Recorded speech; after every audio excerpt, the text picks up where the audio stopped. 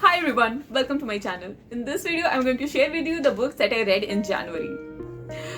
The first book that I read this month was The Mysterious Affair at Styles by Agatha Christie.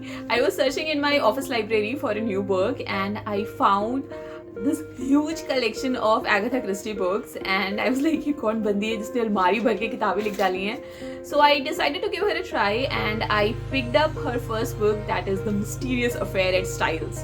The thing with me and mystery books or novels or serials is that I can most of the times predict the ending before it happens.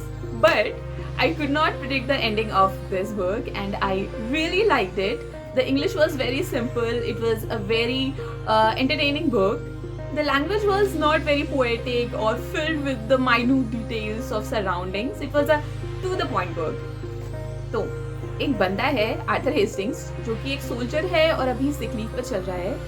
वो style court नाम के एक house hold में as a guest रहने जाता है.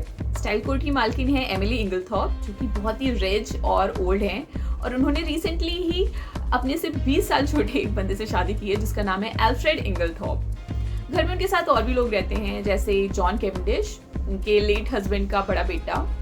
और John Cavendish ने ही आर्थर हेस्टिंग्स को स्टाइल कोर्ट में रहने के लिए बुलाया था. जॉन केवेंडिश की ब्यूटीफुल वाइफ मैरी केवेंडिश, उनका छोटा भाई लॉरेंस केवेंडिश जो कि पहले डॉक्टर था लेकिन अभी सब छोड़ छाड़ के राइटर बनने की कोशिश कर रहा है. सिंथिया मर्डॉक जो कि एक फैमिली फ्रेंड की बेटी हैं और अभी ऑर्फन हो चुकी हैं और पास ही एक डिस्पेंसरी में जॉब करती है. एवलिन हावर्ड जो कि उनकी फ्रेंड है और एल्फ्रेड इंगलथॉर्प की दूर की कजिन है लेकिन एल्फ्रेड इंगलथॉर्प को बिल्कुल भी पसंद नहीं करती है और उन्हें जब देखो बुरा भला बोलती रहती है. इनफैक्ट कोई एल्फ्रेड को पसंद नहीं करता क्योंकि सबको लगता है कि वो एक गोल्ड डिगर है. एक रात शोर होता है और सब उठकर जाते हैं तो पता चलता है कि एमिली के रूम से कोई भारी चीज गिरने की आवाज आई थी. अब दरवाजा खटखटा रहे हैं तो अंदर से कोई आवाज नहीं आ रही और अंदर नहीं जा पा रहे क्योंकि दरवाजा लॉक्ड है. तो दरवाजा तोड़ के सब अंदर जाते हैं तो देखते हैं कि एमिली इंगलथॉर्प मर चुकी है. अब दरवाजा बंद था, घर के सारे लोग दरवाजे के बाहर हैं. एमिली का पति एल्फ्रेड इंगलथॉर्प घर में था नहीं, तो एमिली को किसने मारा? आर्थर भाग के अपने फ्रेंड और हमारे हीरो डिटेक्टिव हरक्यूल पॉयरट को बुला के लाता है और कैसे वो ये मर्डर मिस्ट्री सॉल्व करता है ये हमको आगे के नॉवल में पता चलता है. I really liked this book and I will give it a 4-star rating and I think अगर कोई young reader है या कोई अभी reading शुरू कर रहा है तो आप उसको ये book suggest कर सकते हैं because as I said the language is very simple and the plot is very interesting. The second book that I read this month was The Murder on the Links by Agatha Christie जो कि Agatha Christie की second book है. I really liked her first book तो मैंने सोचा second book भी नहीं की पढ़ लेती हूँ. बट दिस बुक वॉज काफ़ी predictable for me. I mean बहुत सारे इंस्टेंसेस थे जब कुछ क्लू मिलता था और दे वर लाइक आफ्टर 30 पेजेस कि अरे उस क्लू का ये मतलब था एंड आई वाज लाइक तुमको अभी समझ में आया, मुझे तो तभी पता चल गया था. इस बुक में डिटेक्टिव पॉयरट के पास पॉल रेनॉल्ड नाम के एक बंदे का लेटर आता है और वो उनसे जल्द से जल्द आने की रिक्वेस्ट करते हैं क्योंकि उनको लगता है उनकी जान खतरे में है. डिटेक्टिव पॉयरट और आर्थर हेस्टिंग्स उनके घर पहुंचते हैं लेकिन काफ़ी देर हो चुकी है और he has already been murdered with a stab on the back with a letter opener.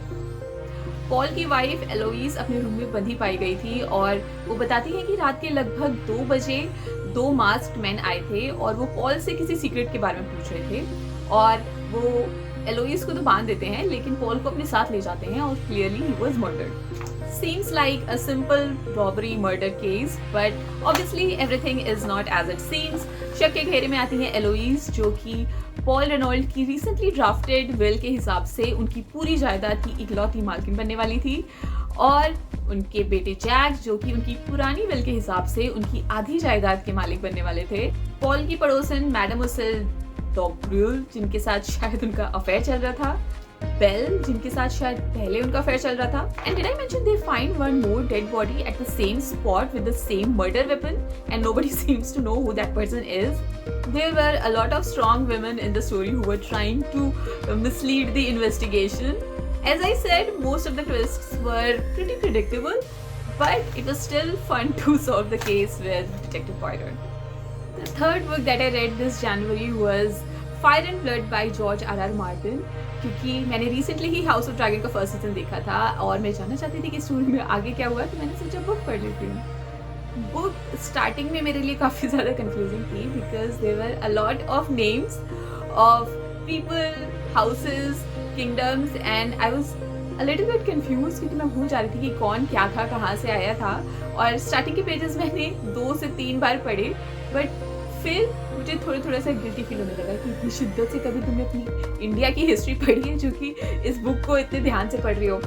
तो फिर मैंने आगे की बुक थोड़ा लाइटली ऐसे ही पढ़ डाली and the story was very interesting. और जो कि हमने अभी सीरियल में देखा है रिनेरा की स्टोरी, उससे पहले की स्टोरी से बुक स्टार्ट हुई है और उसके बाद तक की स्टोरी उसमें है। It's a very entertaining book. अगर आपने गेम ऑफ थ्रोन्स की कुछ बुक्स पढ़ी हैं या आप गेम ऑफ थ्रोन्स वाले यूनिवर्स के फैन हैं, then you should definitely read this book. I think you'll absolutely like it. The fourth book that I read this month was a very sad book. It was Beloved by Toni Morrison. इस book के लिए Tony Morrison को Pulitzer prize मिला था and it is a haunting story of the horrors of slavery. सेथा अपनी बेटी Denver के साथ एक घर में रहती है which is haunted by the ghost of her dead daughter. इसी वजह से उसके दोनों बेटे भी घर छोड़कर जा चुके हैं। It has been 18 years since she fled Sweet Home, the farm where she was kept as a slave, but she's still not free. The horrific actions that she witnessed in Sweet Home has left scars on her body and her soul, and she could never really cope. When Paul D, a fellow ex-slave from Sweet Home, re-enters her life and fights away the ghost, things seemingly start to get better. But what comes back in place of the ghost is far more dangerous. The story moved back and forth from past to present and it sometimes felt like poetry. To be honest, it was kind of hard for me to understand what was happening near the end of the novel, but overall it was a very heart-touching, gripping story of people who had been treated more like animals and property than humans. The story of people who fear to love because they know that whatever they love can be taken away from them at any moment. Now they were free, but freeing yourself was one thing and claiming ownership of that freed self was another. It's a really beautiful book. I will really recommend it. Thank you so much for watching this video. I hope you liked it. I hope it was really useful for you. Don't forget to subscribe to my channel if you'd love to watch more videos like this. And you can also follow me on Instagram. My Instagram handle is artwithsonam. And I'll see you later. Bye bye.